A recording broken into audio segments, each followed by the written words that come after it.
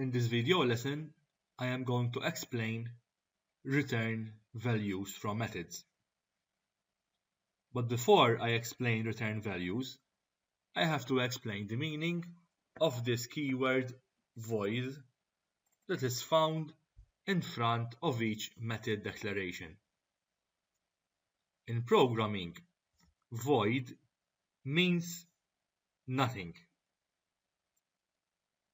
By nothing, I don't mean that it doesn't has a meaning, but void represents the concept of nothing. So it represents that that particular method is going to return nothing. So in other words, void is a data type stating that in this case, this method is not going to give us any value back. By giving us a value back, I mean returning a value that we can do something with it. Let's do an example. Here we have implemented earlier on a method that outputs whether the user can drive or not, whether the person can drive or not.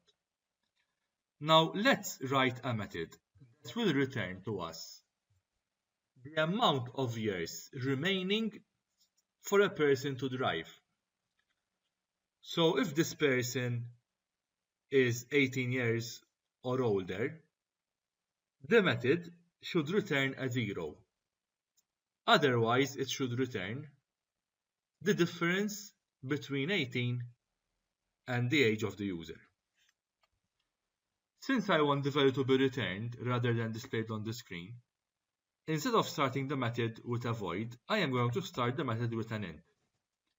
Int is going to represent the data type that this method is going to return. I am going to call this method get remaining years to drive.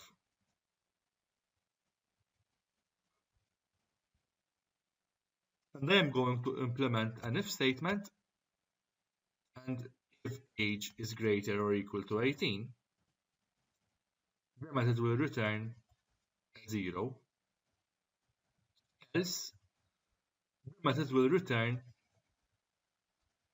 18 minus the age. In this method, we have introduced a new keyword, the return, that will return the actual value. Now if we go in our main method and we just invoke the method e.get remaining years to drive, when we run the program, nothing will happen. However, what is happening is that when this method is executed, it is giving us back the remaining years to drive, but we are not doing anything with it. But if we, for example, declare an integer here,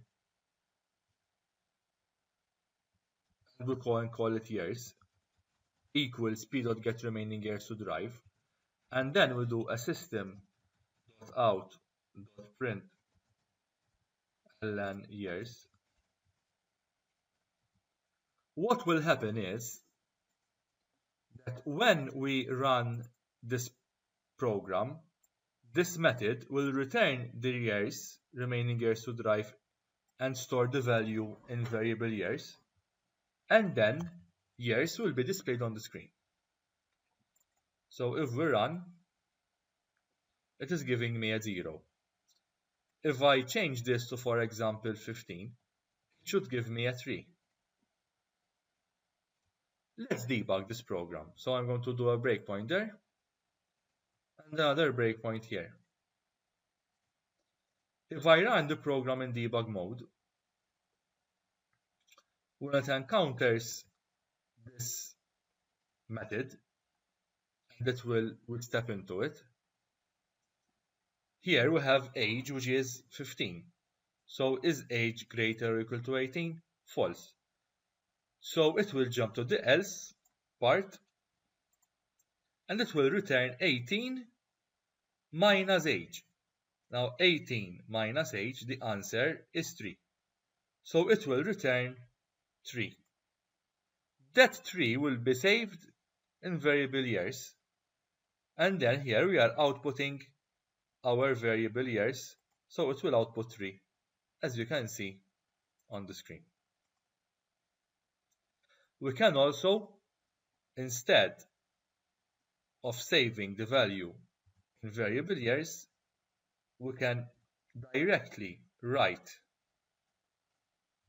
that function inside that method call inside the println, and it will output the value as well. Returning values from a method is a very important technique that we're going to encounter frequently during this course.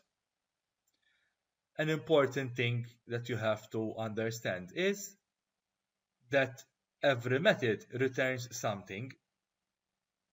If it returns nothing, then it will return a void, and the method can only return one item, so only one value. It cannot return more than one value.